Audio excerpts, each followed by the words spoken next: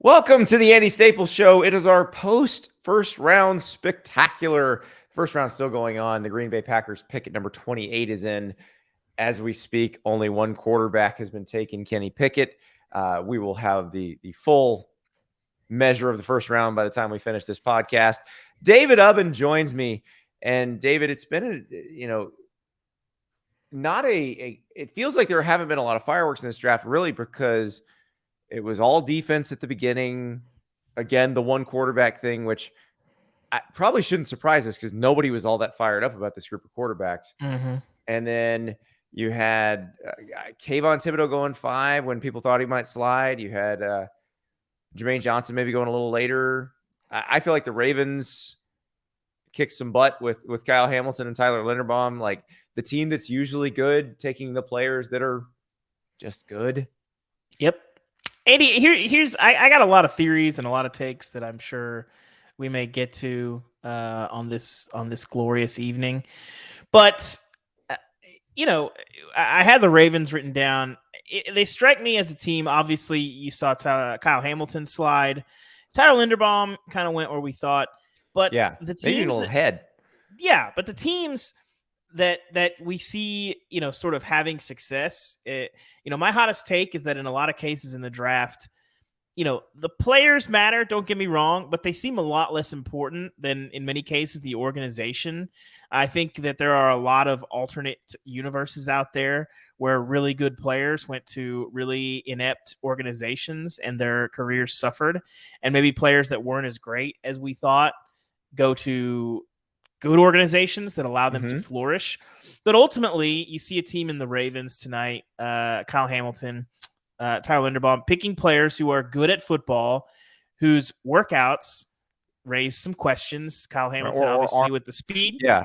Or being, a center at a quote-unquote less than valuable position.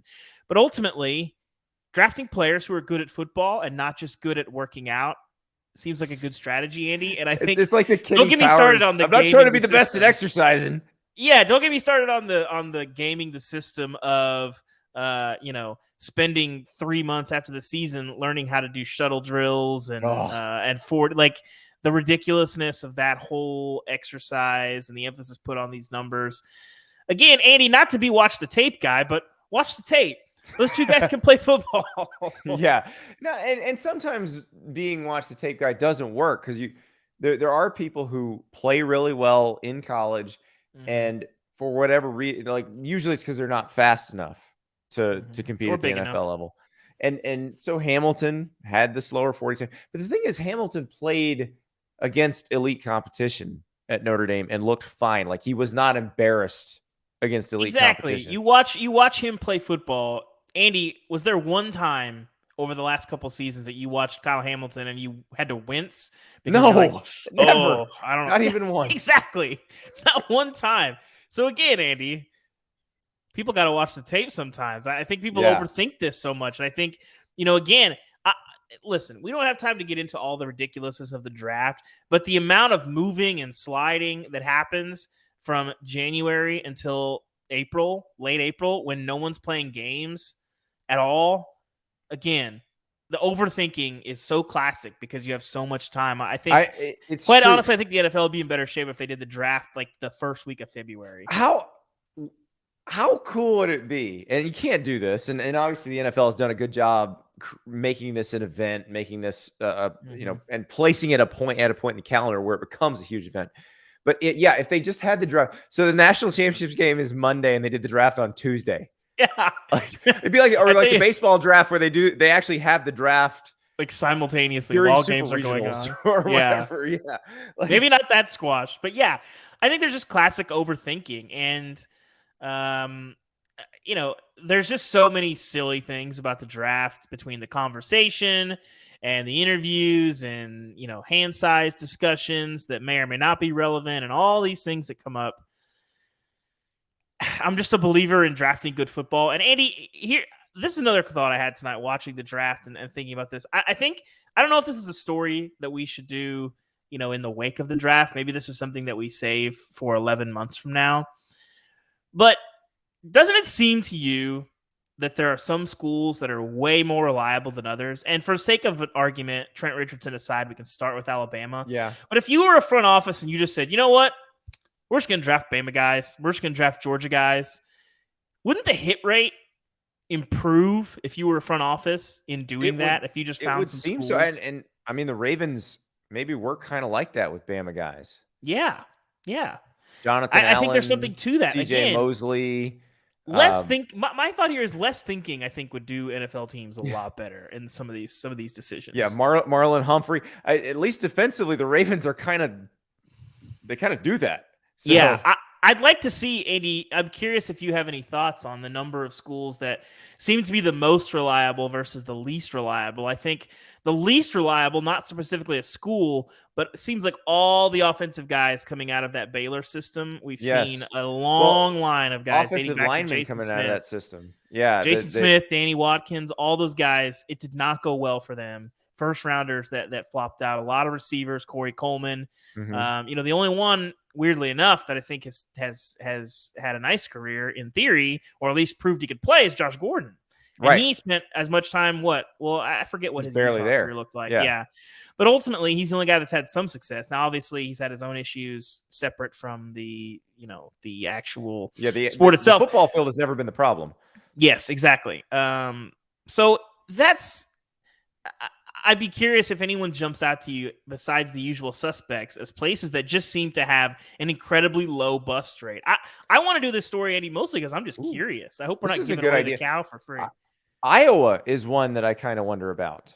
And all the tight ends, and it gets more complex because remember the report that came when Iowa did the internal investigation into the accusations of racism and other things in the program.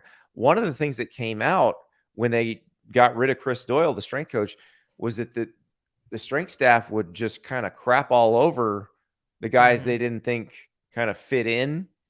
And that wasn't necessarily all race-based because it sounds like that happened to George Kittle. Mm-hmm. Like he would probably have drafted higher if they'd said nicer things about him. But but the thing is, look at the guys that they've put out. They seem to be fairly reliable, especially the ones that are drafted fairly early. Like Tristan Wirfs, right onto a Super Bowl winning team as a starter, a very effective starter, Super Bowl winning team. The tight ends obviously have panned out for the most part, but you can go back to with the offensive lineman, go back to like Marshall Yanda. So Tyler Linderbaum going to the Ravens. Marshall Yanda, Iowa guy, going with the Ravens. Like I think they're all Ferentz guys, obviously, because he's been the head coach since 2000. It's a far less exact science if you're talking about guys moving up, but I do think, Andy, so last year, right? If Zach Wilson was playing for the Patriots and Mac Jones was playing for the Jets, do we not think that the conversation around those two guys would be completely reversed? Yeah. Now, would the Patriots have picked Zach Wilson? Great question. That's a fair question. But I think ultimately in the NFL, when it comes to draft reliability and competency, and the Patriots aren't on a great example, especially the skill positions and some of those guys that they've picked. The N'Keal Harry's of the world. Hit rate's not great. No. But there are some teams who are. We've talked about the Ravens on here a little bit. I'd have to look at much. I mean, obviously I don't cover the NFL. But I think the going to the Steelers seem to have a pretty good reliable going to competent, well-organized organizations just seems to be one of the more reliable indicators. And it seems like really good players can go to disastrous situations and end up having disastrous careers that I'm not sure is quite their fault.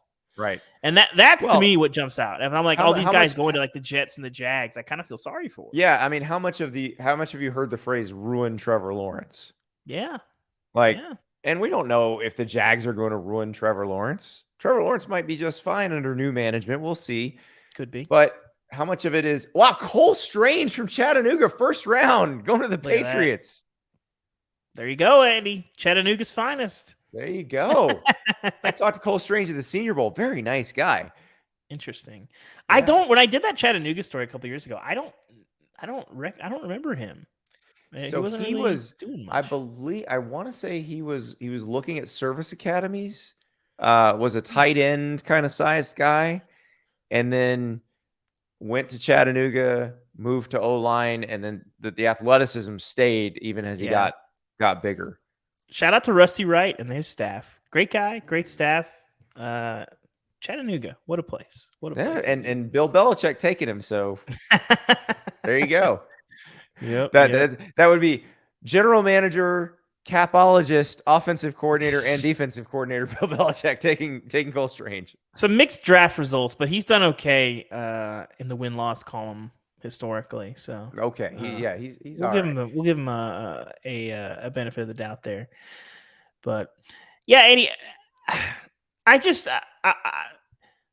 it feels to me, not to go all fatalist. I feel like when we have these podcasts, we get a bit too existential, but it feels like the idea that you control your own fate as a draftee just feels somewhat like a fool's errand. It's like if you're going to the Steelers or you're going to the Patriots, or you're going to these organizations that have their stuff together versus somewhere where the coach is going to get fired in a year and a half and the coach hates the GM and the GM is trying to sabotage the coach and all these places. And that's what amazes me, David, the difference between 32 and 33 in terms of what that means for your life, because the money isn't completely different. If you're drafted in the first round, the team has a 5th-year option. You're going to hit free agency in the 5th year if you get drafted in the 2nd round. But assuming no trades, assuming that the team drafting at 32 was the best team the year before, and the team drafting at 33 was the worst team the year before, like you could go to the best organization or the worst organization in the league. Yeah. And the difference is 1 pick. Like, exactly. It is crazy. So Andy, that's my draft downer take. Yes. That jumped out to me is congratulations to all these guys, and I'm sorry to the guys who went to bad draft nihilism. I'm sorry you wound up a Jacksonville Jaguar. Yeah. I will say, Andy, I feel bad that Mr. Stars Matter is not here. 4 of the top 7 picks, 5-star prospects. Yeah. I don't know what the numbers are through the first round, but this is the time of year, Andy, especially when the draft is over, that we get to hear about all the 153 stars that got drafted. That always ignores the point that there's like 25 stars in every class. There's 32 5-stars, and there are roughly 1,700 3-stars. Yeah. Yes.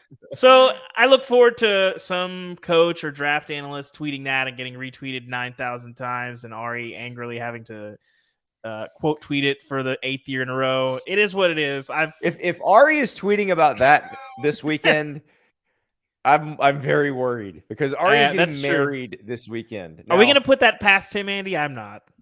Not at all. I wouldn't put it past him to do it during the ceremony. Like, yeah. Do you think they wrote their own vows, and at some point Ari will call Britt a 5-star can't miss prospect? Surely. I mean, it would be a betrayal of his own heart were he to not, Andy. Would that not be the case? As his and her family members who have no idea what that means look on in horror. That sounds about right. I think about my own vows, Andy. I think between my wife's family and my family, friends excluded, there might be one person who cares or keeps track of college football. So I might have had a similar result. I need to get a breakdown of the Ari and Britt family tree and who is tracking college football. I don't think there's any of them now. Ari's dad is a devoted podcast listener, so he's good. All Stars Matter all the way, so he understands. Hello, Mr. Wasserman. Hope you're enjoying the show. Everybody else, I don't know about. So that I got married so young, we didn't realize we were allowed to do anything different. We had we got married in a church. We had the reception in a hotel ballroom. Like, then we went on our honeymoon. We did all the things you're supposed to do. And, we got to the honeymoon, watched 2 people get married on a dock. Within 5 minutes of getting there, we're like, we really screwed this up. I'm torn on the big wedding stuff, Andy. We got married at a biblical museum in Dallas. Shout out to it was right next to North Park over there off of Northwest Highway, and then you move out into the ballroom for like a hors d'oeuvre situation, and then they turn the actual big ballroom, from a ceremony area into a. Oh, you didn't even have to go anywhere. No, they didn't have to go anywhere, which was nice because we had a lot of out of town guests. So that was 9.5 years ago, Andy. It's been a while, but I am hopeful that the Wasserman nuptials go a bit like a Steelers draft, Andy. How did you feel about? I was, the Kenny Pickett sort of crying into his cell phone. One of the more memorable moments of the evening, getting to stick in Pittsburgh. That's got to be really cool. That's the one that's going to stick with me. Doesn't he have to change parking spots? Yeah. How often does that happen? That's really a weird. There's so few college programs that are so locked into, relating to the pro aspect. And you look at Pitt. I mean, I'd like to know how many Pitt players the Steelers have drafted ever. It has to be a very low number. I don't feel like I remembered that. That's certainly not in the first round. That's certainly not a quarterback dating back from whoever. And here's the thing. Them picking him tells me, and I don't know what, because I've been kind of non-committal on Kenny Pickett throughout this process. I'm scared because there was only 1 year of the really great production, and he was playing extensively the other years. It wasn't like he wasn't playing. So what was the kind of the differentiating factor? But the fact that they've been basically in the same building the entire time. So they know how he works. They know how he interacts. They know how he is with his teammates. That level of confidence in him to take him there, given all they know about him, I think that speaks pretty highly of him. I think some of the commentary, the high floor, low ceiling, I think is probably about where I land on Kenny Pickett. But I think he was the best quarterback I saw that was drafted in this draft class last year. And I think it's because when I'm thinking about being a great NFL quarterback, the most important thing that I want in a guy is when you try to throw the ball, does it go where you wanted it to go? I think some of the process. It is good to simplify things like that. Yeah, I think the processing stuff, I think that can be fixed. I think different systems can help guys. But the one thing that you don't see get fixed very often is accuracy. And if you've got that, I think you can fix some of the other stuff. Yeah. And so I really agreed with a lot of the analysis with the quarterbacks this year. I didn't see a guy in this draft class that made me go, wow. I didn't see one, but I neither did the NFL teams, by the way. Exactly. The Falcons could have taken a developmental guy and said, Marcus Mariota, you're our starter this year, and then this is our quarterback of the future. The Panthers could have taken someone. So I think that tells me Baker Mayfield will go somewhere. Probably Carolina. Jimmy Garoppolo probably at some point after because I know he had to have surgery. So when he's healed up, that he's probably headed somewhere too. But and I look at the QB class of 2023, David. I don't blame these teams for being skittish with this bunch. They're coming, but I think in this class, Pickett was number one for me. I think I'd actually go Carson Strong number two in terms of guys that I think can have a great career. I think Bailey Zappi might be number three. People are worried about what that's going to be like long term. I think Malik Willis has the highest ceiling in terms of just. I would agree with that. Yeah, raw ability, but he's never been in an offense like the offenses he'd be expected to play in the NFL. So you take him, you have to quote unquote redshirt him, for lack of a better term. And tweak your offense. Don't try to force a square peg into a round hole. I mean, you don't have to do something as dramatic as what the Ravens did with Lamar Jackson, but you have to do maybe something a little bit like what the Chiefs did and add some concepts and do some things that he does well and put some people around him, obviously, that can figure that out. It looks at this point like Malik Willis is going to be a day two guy, it sounds like. Daxton Hill to the Bengals. So they do go defense. That was the thought that they were feeling pretty good about where they were offensively. I would have loved Linderbaum there, although it sounds like maybe they wouldn't have taken him if he'd been there, but he was gone anyway. So Daxton Hill and shore up a secondary that they've got good players there. Obviously they made it to the Super Bowl, but their young core is on offense. So this gives them some younger talent on defense. Yeah. I I'm with you on the quarterbacks though, and this Bruce Feldman and I talked about this the other day about look, Bryce Young, C.J. Stroud, those are going to be the headliners. I think C.J. Stroud maybe more because of size and arm strength and everything else, but both of those guys are gonna excite NFL teams. And then I don't really know who the other guys are going to be. I think that will come out as the season goes on. Bruce likes Will Levis to come out as kind of a dark horse. The tools are there. The production needs to be better, but the tools, right. You watch him and you're like, oh yeah. But playing in an offense with a lot of NFL concepts, Liam Cohen came from the Rams last year. He leaves. The new OC comes from the 49ers. So you have the McVay tree, you have the Shanahan tree, which is really the same tree. But you have a guy who runs, at least part of the hottest offense in the NFL. So that makes sense to me. Tyler Van Dyke at Miami is one that I think they'll look at and go, I like his upside this year. He's got to the way he looks. Yeah, he's got to do it. We saw flashes of it this year. We saw for a few games this year. Do it over the course of the season and do it big, because you've got, again, the pieces around you. Obviously, Mario Cristobal has had some success with quarterbacks and seeing guys do some big things. So we'll see. Andy, should we talk about the receivers? Yes. They're all good. I thought I like them all. Yeah, I'm with you on this. I think all these guys are game breakers, but I really did think coming in that Drake London was the best guy. I thought he was the best player, best receiver in the country last year. I think unfairly because he got hurt around Halloween. He also wasn't playing with as much firepower as all these other guys were. Look at who's People throwing. Forgot about him. Look at who's throwing Jamison Williams and Garrett Wilson and Chris Olave the ball. Yep. For top 5 picks next year, so he's doing that. Exactly. Ultimately, I think Drake London is a fantastic player. I've loved him, since I've seen him. A lot of Pac-12 After Dark. I've kept my eye on him. I love, but all these Ohio State guys, like 7 people. Yeah, he'll catch a pass over the middle. Yeah. And defenders will just continue to pile on top of him, and he will continue moving. And I just love watching that. Andy, the only receiver who had a bad night, Mr. Treyland Burks. Is that bad? You thought that was bad? Yes. Why? It's bad. They traded AJ Brown, and he is very physically similar to AJ Brown. But now he's going to be compared to AJ Brown. He can't. He is AJ Brown's replacement. He can't just walk in and be Treyland Burks. He's going to be compared. Well, we gave up this guy that everybody loved, that was a stud.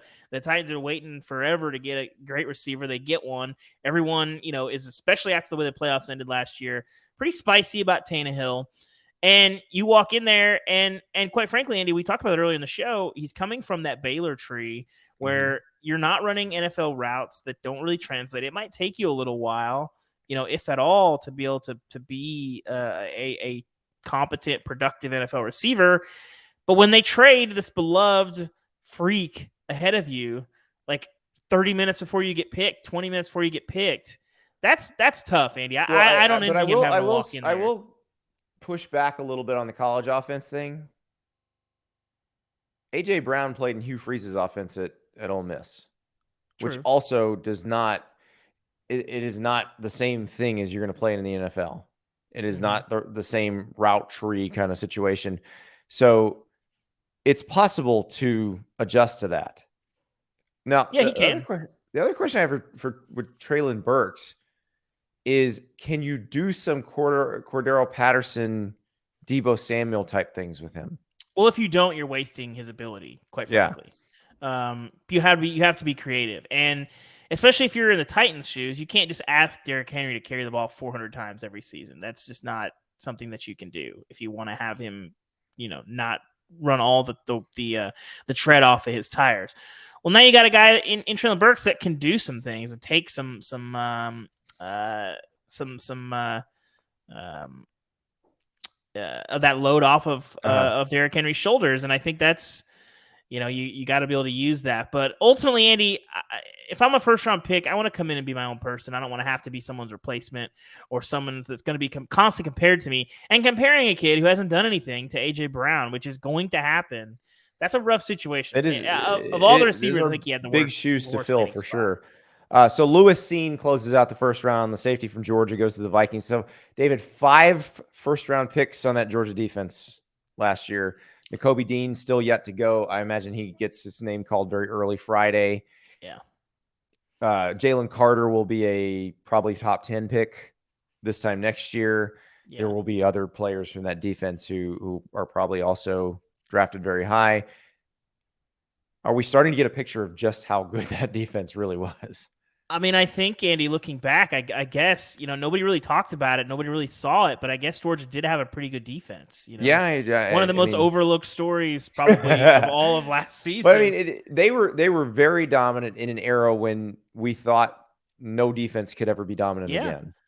And I think, I tweeted this out, Andy, but I've kind of made my way around the league this spring and talked to some coaches, and I kind of talked to them and say, hey, who jumps out to you? Who scares you? Who kind of all that stuff. And some of those conversations inevitably turn to Georgia's defense. And when you talk about, when they talk about the guys from Georgia's defense last year and moving forward, it's like a different coach will talk about a different guy. Someone will talk about Jordan Davis. Someone will talk about, we couldn't do anything laterally on Nakobe Dean. He just erased everything. You heard a little bit of Quay Walker. You heard a lot of Jalen Carter, especially as he's moving forward. Did not hear a lot of Trayvon Walker, I have to say, but we'll see as we move forward. But I think that's the crazy thing about that Georgia defense, Andy, is we saw it proven obviously in the draft tonight. Not that anybody was doubting it, but just how you watched them last year and you saw you could just say, wow, this is an insane group. Mm-hmm. We have not seen anything like this in a long time. They drew a lot of comparisons to 11 Bama. I think, with the SEC championship, the way that played out might have cost them their unofficial title as the best defense in history, but certainly one of the best ever. And Andy, fair or not, how all those guys' pro careers play out, kind of like we saw with the early 2000s Miami teams. If all these guys prove to be studs, they can kind of actually, I think, go back and rewrite some of that history when you see, well, if they had 5 all-pros on that defense, well, they might be able to earn that spot as, hey, this is the best defense that college football has ever seen. Yeah, it is. The numbers bear it out, especially in this era of offense. Mm-hmm. And I think that's where I think people did overlook when you tried to compare them to 2011 Bama, is that's a totally different era of SEC defense. And for them to do that this year, especially with the kind of quarterbacks and the kind of offenses that we've seen, but between Arkansas, who they just absolutely demolished. I don't think they didn't play Ole Miss, did they? Georgia, they didn't play Ole Miss last year. Alabama, more so in the national championship game, of course. I think Alabama exploited how little their starters had to play in the first game. They went fast on them. They got them tired. And I think Georgia made sure that didn't happen again the next time, that they were ready for that.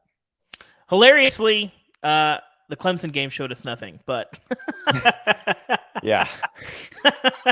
But man, it showed us the Georgia defense was not going to allow many points against an offense that wasn't all that great. So yeah, and they didn't for the whole season. And we didn't know what the Clemson offense was going to be until we watched it. The Georgia Tech game was the one where I realized, oh my, it may just be that Clemson's offense is not very good this year.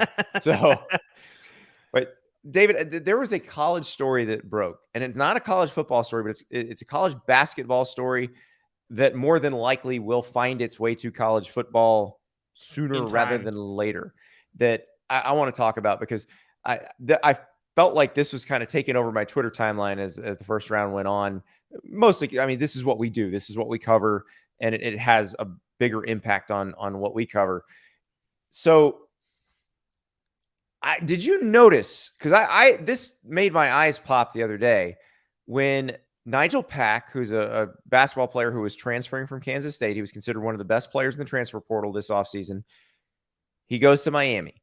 John Ruiz, who is a lawyer down there in South Florida, who created this company called Life Wallet, basically, it seems like, to create a platform to hire athletes from the University of Miami to advertise for it. So who's a billionaire? We should know. Yeah. Yes. To create an NIL NIL platform, for lack of a better term. He tweets that he has signed Nigel Pack to a 2-year, $800,000 deal. And I was like, That's really, and because I'm coming off writing that Texas A&M story about its collective, where the people running it tell me they don't want any attention, they don't want anybody to know what's going on, they don't want to talk about any deals, and this deal is just being announced publicly. I believe he tweeted it, if I'm not mistaken. He did. He tweeted it. Yes. So on Thursday night, in the middle of the NFL draft, the agent for Isaiah Wong, who was Miami's best player this past year, an all ACC type player, major star turn in the tournament as well. Yeah, demolished Auburn. Yes, remember this team went to the Elite Eight. So his agent says Isaiah would like an NIL deal that better reflects his position as the leader of an Elite Eight team. And remember, the deadline to enter the transfer portal and play somewhere else next school year is Sunday. Now, Isaiah Wong has also done the enter the NBA draft, but don't forfeit your eligibility thing. So clearly he is using every piece of leverage he has. But this is an issue that we talked about might happen. And, everybody assumed was going to happen at some point. And now here it is. Somebody got the shiny new toy. And there was somebody sitting there with a deal who was already on the team that says, wait a second. I'm the most important person on this team. Why don't I have the best deal on this team? This happens in pro sports all the time, by the way. This is how holdouts happen. In college, you don't have to hold out now. You can just go somewhere else. Well, this is sort of the tension right now as college football.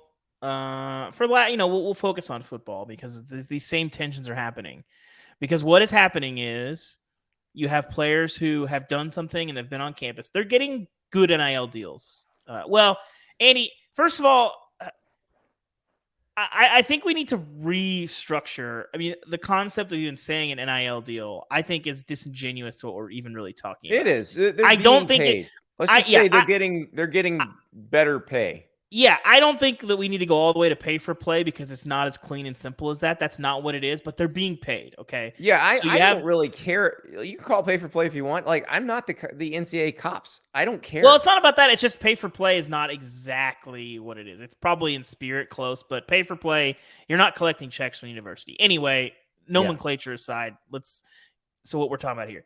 So what is happening right now is players that have proven themselves and done some things, but are already on campus, wearing the uniform, all those things, are getting pretty good deals. They're making good money. 6 figures, good money. These are not uncommon. But what is happening also, Andy, and we've written about this, is guys that are being recruited and are, Andy, they're not being induced, right? Surely not. Again, I don't care. I don't work for the NCAA, so well, you could, Andy. You're aren't you a candidate for the new NCAA president? So I am not. That's the one. Okay. One of these jobs I did not apply for because it's just people yelling at you the entire time. To be fair, just so we get this out there, if you want to pay me $2.7 million, Andy, you can yell at me as much as you want, just for the record. Okay. Anyway, but these guys that are still not on a campus and are earmuffs NCAA being induced to come to campuses are being induced with a lot of money. In most cases, more money that is not commensurate with their college accomplishments. That is happening. 6-figure deals, 7-figure deals. There are multiple campuses right now, Andy, where guys are making, or who aren't even on campus yet, are making more money or have more money committed to them than guys who threw for 2,500, 3,000 yards, 30 touchdowns last year. That's a natural tension. I think one of those people might have been on the podcast this week. It's possible. I think this will even out over time as I do too, more and more players. This is the market figuring itself out. This is the transition. Yes. But it's interesting doing that Texas A&M story. This is what I got from talking to those people behind the scenes. Because that's the $30 million thing, which obviously they say isn't true, and I believe it's not true. Yeah, because it's too much. If they'd had $30 million, they would have paid Kenyon Green and DeMarvin Leal to come back. Yes, like they would have said, whatever your first year NFL salary is, we'll match it or surpass it. And Kenyon Green was the number 15 pick. The Texans picked him in the first round. Leal hasn't been picked yet, but he will be picked at some point in the next couple of days. Yeah. And those are first team all SEC performers. Like, they're proven. They're not a crapshoot like these recruits are. They're worth more. And I think this is one that, the NFL had to figure this out, David. It took until Sam Bradford, really. Yeah. That the rookie wage scale is like 10 years old, right? Yeah. Did a CBA that said, you're not going to waste all your money on these rookies. You're going to give the money to the veterans. Mm-hmm. I mean, and that's what it was. The rookie salary scale was the people in the union already saying, no, pay us. Don't pay them. They haven't proven anything yet. This won't be a collectively bargained thing, at least not yet. But in college, I am curious to see, do the people running these collectives figure out, wait a second, the ones who've already proven they can play at this level, we should probably take care of them first. Yeah, I think that's definitely possible. I think a lot of the collectives did, quote unquote, take care of them. But then when the guys that are not on campus yet are getting more money, then it gets a little sticky, because keeping a guy is less expensive than acquiring a guy. And so that's sort of the tension. Now, I think this tension will only last a few years. I think as the market sorts itself out, and quarterbacks that are I also in high think school, they'll figure out a way to put some structure into this thing, one way or the other. Whether it's make them employees and have a CBA, or I don't think we're going to get to the employees. I think the schools. I think it may be inevitable at a certain point. Maybe. I don't think they're going to get the federal law they want. Yeah, we'll see. That there's so many hurdles to get to that point that the current environment is already spicy and interesting enough that it's fascinating. But David, to see this play out. our industry, Mm-hmm. and I realize if you're a teacher, then you probably work in a situation where your pay is based on your education and your level of experience. Mm-hmm. But in a lot of other industries, including ours, you're essentially worth whatever someone will pay you. This is true. And our bosses have to know the market. They have to know, they know what we make, obviously, because they decide what we make. But they kind of have to know what everybody makes at SI or ESPN or everywhere else, to make sure that we're being paid fairly and not too little and not too much, because either one's a problem. Yeah. And that's kind of what these guys have to figure. These collective people have to figure out. I'd say college administrators, but it's not necessarily them making the decisions. Yeah. And I think the thing that would be interesting, and I said right when NIL came in, and again, I almost feel naive using the term NIL, but whatever. When players could start making money. Yes. One of the things that I said immediately was, well, these first round of guys are going to be paid way too much because the fire hose is on, and then the market will sort itself out. And maybe that's true, Andy. I really am not sure. If you told me now, we're sitting here, this is April 20. Well, I guess you're listening to this on April 29th, 2022. If you told me that in 2027, a 5-star prospect is still commanding a solid 7 digits, I would say, okay, probably. I don't know. Now, where does this move? I would think it would have to be like a Trevor Lawrence level sure thing. But Andy, when you have a 5-star that's within reach, aren't they all sure things? Isn't that the whole thing with recruiting? This is the guy that can change our program. And it's different for programs. If a 5-star wants to go to Purdue versus Alabama, that's right. I was going to say, Alabama doesn't look at it the same way, because they're like, well, we have other 5-stars. You're not special. Yes. But then it comes into, well, how much money? I think Ari and I have talked about this. How much money would it take, the gap between what Purdue's willing to pay you and what Alabama's willing to pay you if you want to go there? Well, I think we're seeing that. If indeed that deal that Stuart Mandel wrote about is Nico at Tennessee, well, Tennessee probably has to pay more. Yeah, than Alabama. They certainly have to pay Georgia, more, but how much State. more? We don't have the data to know. Yeah. And I don't know that we're going to have the data, because getting the numbers on these deals is difficult. And there's not a lot of them out there because they're all private. Listen, David, the first time we're going to see an unredacted version of one of these contracts is going to be in discovery for a lawsuit.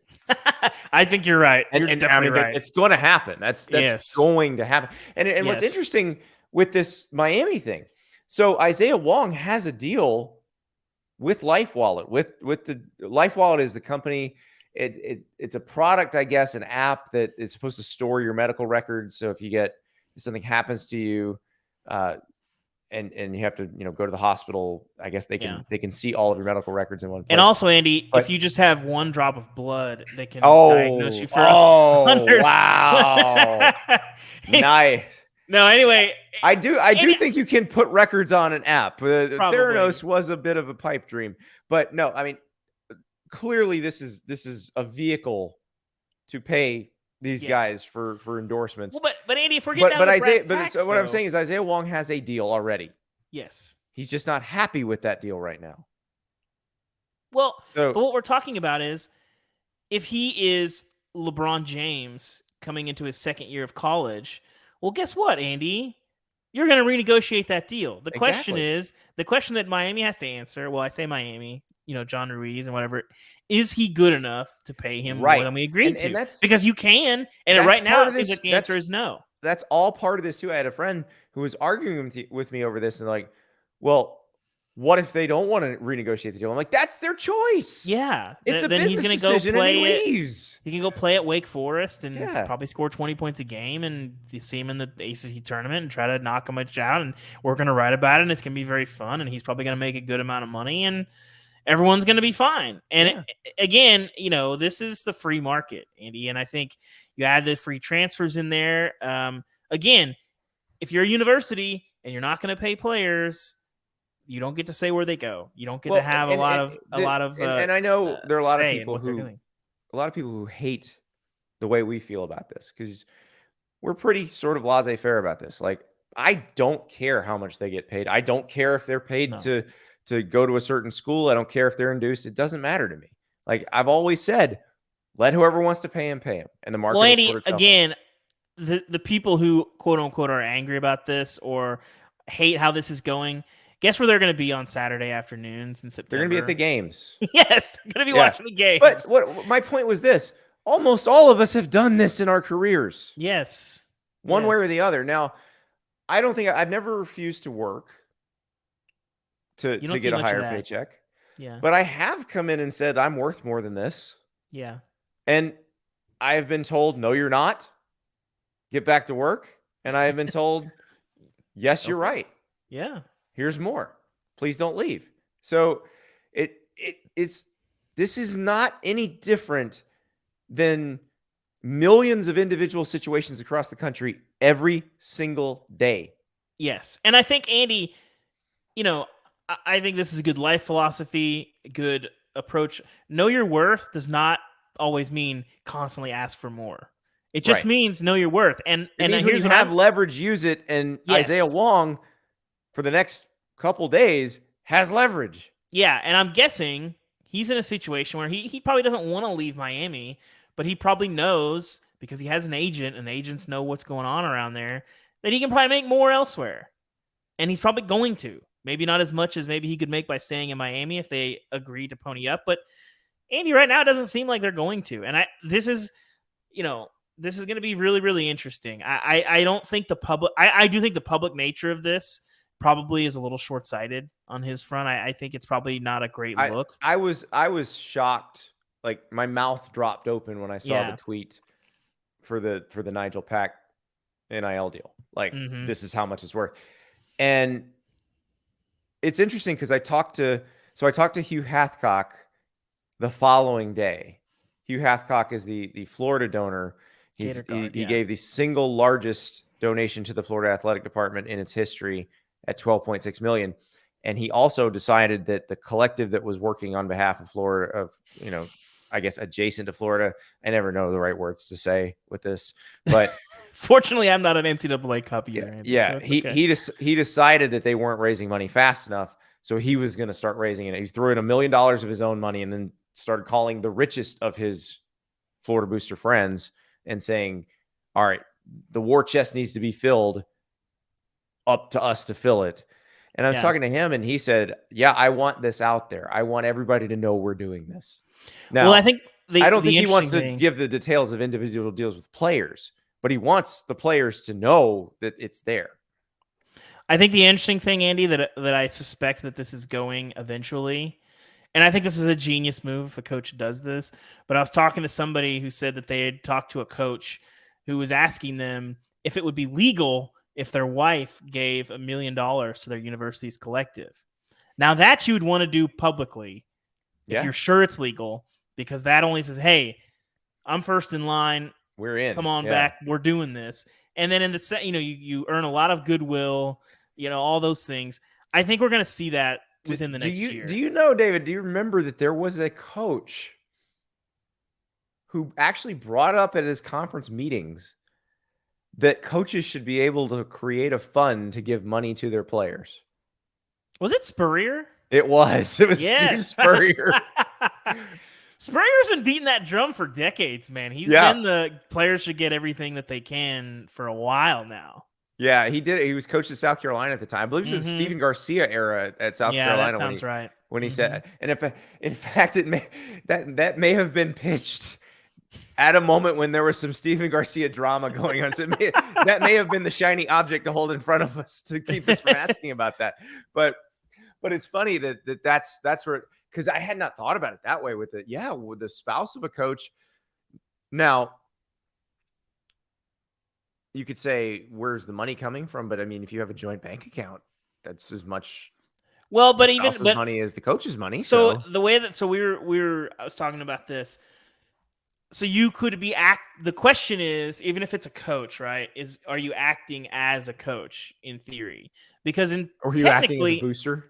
Well, that's the question. Is because technically it doesn't really matter who's funding the collective in theory. Now, I think that's true, Andy. I have not worked in compliance, so don't quote me on this. See, it's funny because Stuart Mandel and I were tweeting at each other about this today, and Stuart was talking about how basically they didn't need to make this cockamamie a system. They could have made it more direct, but the old guard, wanted. It's so stupid. Yeah, the old guard wanted guardrails or whatever you want to call them, without even thinking.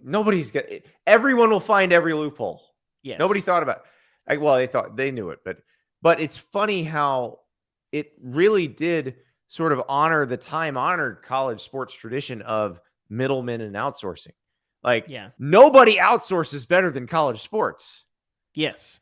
Well, Eddie, the question that we were talking about with the collectives is, as I was saying, explain to me. So, and if people want to get mad about this, explain to me the difference. Okay. If your local Habitat for Humanity charity is saying, well, this kid is a junior in high school, his family, where we've nominated them to really get this house that we need, or that they need, it would mean a lot to them. I don't know how Habitat for Humanity chooses who gets their homes, but whatever. And let's say that this 11th grader also happens to be a 5-star recruit.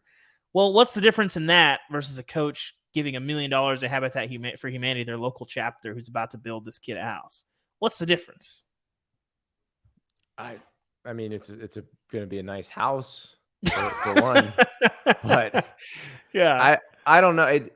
That's the thing with me is there was no way to regulate this once they let it get out of hand. Yeah. Once they let the state start making laws. And this is what I said all along.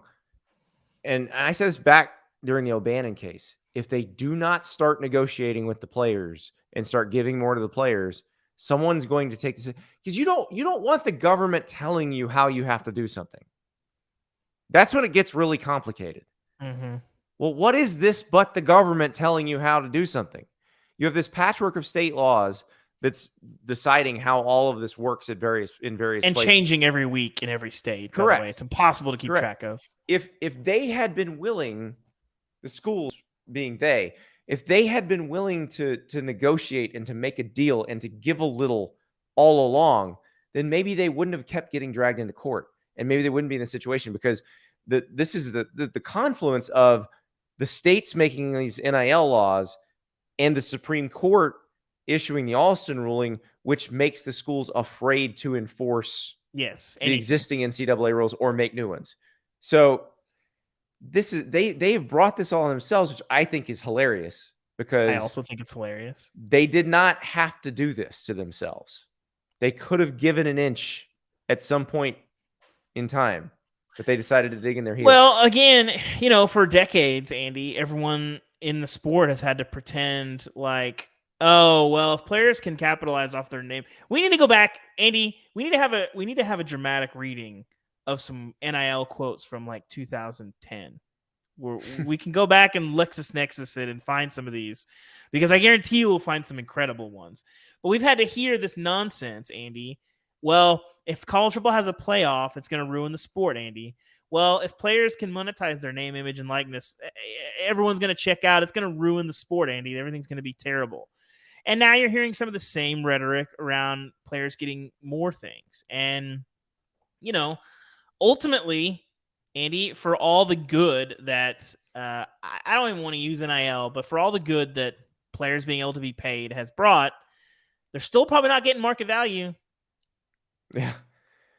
Although, well, a couple of recruits are probably getting more than they're worth. Yeah, some are. Some are. But yes. the general guy is not right now. Yeah, and I think probably the market continues to move until it finds the level. That tends to be how they move. And I still think when they're not artificially restrained. I want to stress too, as we're having this conversation, because a lot of people don't like this. A lot of people are uncomfortable with this. A lot of people, and it's fine. People don't like change, whatever. 30,000 foot view, Andy. They're still going to play games. Yes. They're still going to wear the uniforms. There's still going to be 100,000 people in the stands. All this other stuff is just a more fair and equitable universe. Well, so I answered a mailbag question like this because when I look at my mailbag questions, it's a lot of them come from the same type of person, people who are really deeply geeky about college football, just like I am.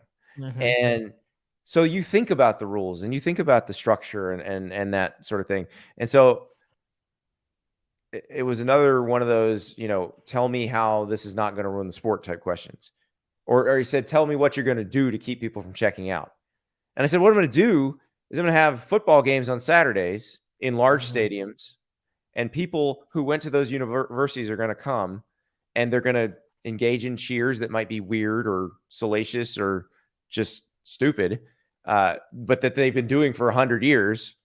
And there's probably going to be marching bands, and those games will be televised, and everyone will watch. Because for every one person who asked one of those questions, there are 100 who do not care about any of the regulatory stuff and just want to watch the games. And and Andy, I'm skeptical that these people exist, so maybe I'm talking to a vocal minority. But the crowd who says, well, I'm checking out. I can't buy this. The players, I thought they were playing for the love of the game, all this other stuff, whatever you want to say. If this keeps happening, or I'm checked out. Those are the people who say I haven't watched a game in 6 months, and you go further down their Twitter feed and they're live tweeting the game. Yeah. Well, to be fair, Andy, I haven't watched a college football game in over 3 months. So yeah, me neither. But anyway, I'm not happy about it. But that crew, okay. My question to you would be this. Well, 2 questions if we're fair. Number 1, why does players getting money or living in a nice apartment or having a nice car or being able to invest or buy a home in college? Andy, can you imagine being able to purchase a home easily? That's the 20? One thing that blows my mind. Like it's insane. Having enough money to put a 20% down payment on a house. Yes. Coming out of college would have changed the financial trajectory of my life. Everyone's lives. Yeah. It would have been amazing. It would have been incredible. So anyway, why does that bug you so much? And my second question is, why didn't it bug you when the Big Ten signed a $1 billion TV deal, or when Nick Saban signs a $10 million contract? Why is he allowed to get paid, or the school's allowed to get paid insane amounts of money and not the players? What is the difference? Well, and why does that make it so much different for you? I truly don't understand that mindset. I mean, I think for some people, we know the answer. Yes. It's who gets the money now versus who got all the money before. But I don't think that's everybody. No. I think for some people, they just haven't really thought it through. They don't like change. They're not thinking about it critically. It's just, this is not what I had when I was a teenager, and therefore it must be bad. Yeah, I think so. But I think if you feel that way, and maybe I'm preaching to the vocal minority, but if you feel that way, honestly think about why. Why do you feel that way? Well, I mean, Is isn't it that that what big of a Brett deal? Kavanaugh wrote in his concurring opinion in the Alston case? When he said, "Who picks a restaurant based on how poorly the waiters are compensated?" Like, Yes, this guy made that's my the eggs for stupidest the thing love of the ever. game. Well, Yeah. Andy, and I think too, for that same crowd who longs for the college sports days of yore, in the current political climate, no one on either side of the aisle can agree on anything except for the entirety of college sports is unlawful and unethical and Right. unconstitutional. That's the Right. one thing Because that the left both says you're parties can violating agree workers' on. rights, and the right says Yes, you're restricting the artificially free constraining market. free markets, like, That's the or one open thing. markets. And here you are, mythical college sports boycotter. You know, it's it defies logic It's a to me, great Andy. needle to thread. It is. It's Again, incredible. I just think this doesn't affect you. It doesn't affect you. It affects these players whose lives are going to be fundamentally different. But here, my thing about it is, look, you can be mad about it all you want. I had a guy ask me on Twitter tonight, is it okay to not be okay with the way some of these players are leveraging, and also not be okay with coaches who leave in the middle of their contracts? I'm like, I yeah, mean, I guess it's it's consistent at okay least. to feel however you want. I will say, Andy, if you're coaching, it's not okay to not be okay with this. You better get on board or get out of the way. I Oh, talked to Brian Harson about this today. I was asking him a couple questions, and I was going to talk to him about it off the record, just about what he thinks about this everything changed and collectives. He said, no, I'll talk about it on the record. And he had two really interesting things to say. One, as he said, what's going to come out of this is we're going to see a lot more business majors, which I think is good, which I actually think is probably true. I hadn't thought yeah. about that. If you've got all this money, you want to understand how to better use it and how to invest and build companies and do all these things. And, I asked him, well, how do you feel about guys coming to your campus with, 6 and 7 figure deals? What do you think about that? Said, well, why not? What, if you've got that opportunity, He just wants some of the guys that can fetch a 7-figure deal. He does, but all the coaches should be. These coaches that are saying, well, we're not going to do that, or that's not what I can do this business for. Get on board. You're not long for this world if you want to hang on to that branch, because that branch is going to snap in a hurry. Well, let's talk about that, because on Monday we had the coach that I think is probably, the way he coaches is probably the best way to handle players in this age of the transfer portal, and that's Dave Aranda from Baylor. And this week he did something that I'm not sure a lot of coaches would have done. And I actually wrote about this situation in my story, but got it backward. So they had Jerry Bohannon, who was their starting quarterback last year. Blake Shapen, who replaced an injured Bohannon in the Big 12 championship game, was the offensive player of the game in the Big 12 championship game. And Bohannon came back and won the Sugar Bowl for him. And they split reps with the first team. And I wrote in my story, if Shapen, because Baylor hadn't lost anybody who actually played. And I said, the one guy they might lose, they could lose Blake Shapen, because if he's not the starter, he's proven probably that he's worthy of starting somewhere. So I want him to start for my team, yeah. Well, Dave Aranda and Jeff Grimes, their offensive coordinator, clearly evaluated the spring, decided they wanted Blake Shapen to start for their team. But where they diverged from what I think other coaches would have done is, instead of saying, no, we're not going to make a decision till fall practice, and handcuffing the quarterback to the program. Right. They said, no, guys, here we go. We're going to start Blake, which means Bohannon can get in the transfer portal, and Bohannon can start somewhere else too. Like your alma mater, David. Your alma mater Missouri could use somebody right now. They're giving it a run for its money. I'll tell you that. Yeah. I talked to some people from Missouri this week that definitely feel that way. But I think it's, again, I think Shapen's a better player. I think Bohannon's a really good player who can start for a bunch of people. I think he'd be obviously a good fit at Missouri. He'd be a good fit at a bunch of places. Really good player. But again, I think, Aranda is one of just those guys who does it right. There's a bunch of coaches in this sport, Andy, that every time you talk to somebody, if their name comes up, you get 8 stories about how they're just a piece of trash. And then there's coaches in this business who you've never heard say a negative word about ever, anyone in the history of the world. And Aranda's one of those guys, the latter group. And it's because of things like this. You can talk about I'm players first. Oh, I care about my kids. You can say all that stuff. But when you actually make decisions where it costs you something for a kid to benefit, right? That's when I believe you. They could have used both those guys on their roster. Clearly. Their team is worse now because they don't have Gary Bohannon. Yeah, they didn't. I mean, Bohannon gets hurt, and they clearly needed them both last year. Yeah, they could need them both this year. Now, I will say, because the one situation I could kind of compare it to from the old system was 2013 at Florida. Will Muschamp had Jeff Driscoll and Jacoby Brissett, and he said, "Look, I'm starting Jeff. Jacoby, I'm not going to string you along. If you want to transfer, you go ahead." And Jacoby transferred to NC State to start sitting. Now, he had to start sitting out that year so that he could play the following season.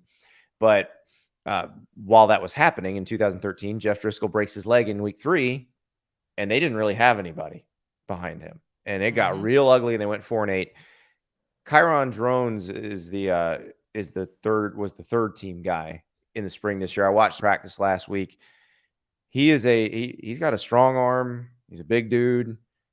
It looks like they probably had some confidence in him as well. Like, knowing that they were going to lose one of the two, whoever they didn't pick, they were probably okay with it because they felt like this guy can play too. I'll be interested to see the coaches that navigate this, Andy. It's not easy. And like I said, you may have to make some decisions that hurt you in the short term. But guess what, Andy? If I'm a mom of a kid who's really interested in Baylor, and you tell me you've got my kid's best interest at heart, I'm going to fight for your kid. Guess what? That might pay off down the line, because I'm going to say, well, hey, you heard maybe Brock you really Purdy do. on this very podcast about a month or two ago say Matt Campbell's going to be fine. He's going to kick ass, but the transfer portal is going to expose a lot of coaches. Yeah, 100%. And I think the thing that when that conversation comes up is, well, that means we have to coddle kids. We can't coach kids stuff. No. That's in recruiting. What kind of kids do you want? What kind of people do you want in your program? If you bring a kid to your campus and then you realize the first time that you have to raise your voice at him, he's in the transfer portal, that's on you. You brought him to your campus. You need to know who these guys are and how you coach them. I think that's the I don't buy the coddling argument at all. I don't. And that's the advantage that Ohio State, Alabama, and Georgia have had for a while over other programs. Clemson too. They had gotten it to a point where they were so talented that they almost had a self-selecting sample of recruits, where if you didn't have that kind of attitude, you wouldn't even want to play there. So you wouldn't even pursue playing there. So they're getting guys who want to compete. It's like they would ask, I can't remember. I feel like, because ESPN basically lives at Alabama, and I feel like they would ask, I hear it every year, or maybe it was a few years ago, somebody asked Alabama players, Nick Saban, you don't see a lot of joy in him. Is it fun playing here? And somebody said, winning's fun. Jonathan Allen. Yes. Jonah Williams said it too. And so is getting drafted in the first round. That's also fun, as we saw tonight, Andy, to bring this pod full circle. Exactly. Winning championships and being first-round picks, that's really fun. And it pays well, too. So it pays better than ever in college and in the pros now. I don't know, David. Playing for one of those that wants to get into that club might pay pretty well, too, now. So. You may be right. The question is, how do you handle your salary, your quote unquote salary cap? It's not a real salary cap here. It's how much money you actually have, because it still doesn't grow on trees. Last I checked. Yeah. And you still have to decide how you're going to portion it out. I can't remember if we talked about this on this pod, Andy. I can't remember if we did or not. But I think as the wall between collectives and schools becomes clearer, and how much you can interact or not interact. I had a coach in the SEC tell me that he feels like eventually we're going to see like a GM of collectives on a staff, pretty frequently that says, okay, we have this much money, we're going to divvy out this Well, much. I think if you're a coach, you want that, because the last thing you want as a college coach, where you're used to having total control, is an NFL head coach, NFL GM scenario where the head of the collective gets your cross GM. with you and maybe doesn't believe in you anymore. Because that's what everybody's happy now. It's all just started. So I know when you get coached on the hot seat, I don't know how you got that's to coach on the hot and seat. The guy from the collective's like, oh, I'm still going to be here next year. I don't know if you are, so we're going to go after these players whether you want them or not. Yeah. Andy, is where it comes back to. Ultimately, I'm glad I don't have to compete in college football and I can just write about it, because this is the toughest time to try and run a program in our lifetimes, and it's the most interesting and the easiest time. Do you know who I have faith in to navigate this more than anyone else? The Athletic, Andy. No, well, that too. Nick Saban. He's telling high school coaches about a month ago that he's re-energized by all this stuff. Like, now he's got new puzzles to solve. That would scare the hell out of me if I'm another coach in the SEC to hear him say that. It has to. I mean, they've launched their collective. We'll see what that eventually evolves into and how that eventually plays out. But it's just, we've talked about this. We've texted about this. I talked to people on our staff. I'm getting ready to go on paternity leave, but I have about 150 story ideas that I want to do. That there's just so many things. And when baby Ubben comes along, you're going to be like, use all the leverage you have. Yeah, exactly. If I can give you one piece of advice, use all your leverage. There are just so many like offshoots of all this. And as we see it evolve and as the games start and some tensions with guys on camp, it's going to be fascinating. And I'm glad I don't have to coach or be an administrator. I'm very glad that we are on this side of it. At this time, it doesn't pay quite as well, but it still pays pretty well. And we'll see how it goes. I am very interested, because what we're seeing in basketball at Miami, we're going to see in football. It's going to be crazy. Mm-hmm. That's the world we live in. Welcome to 2022. David Ubben, thank you very much. Everybody enjoy the rest of the draft. Enjoy your weekend, and we will talk to you on Monday.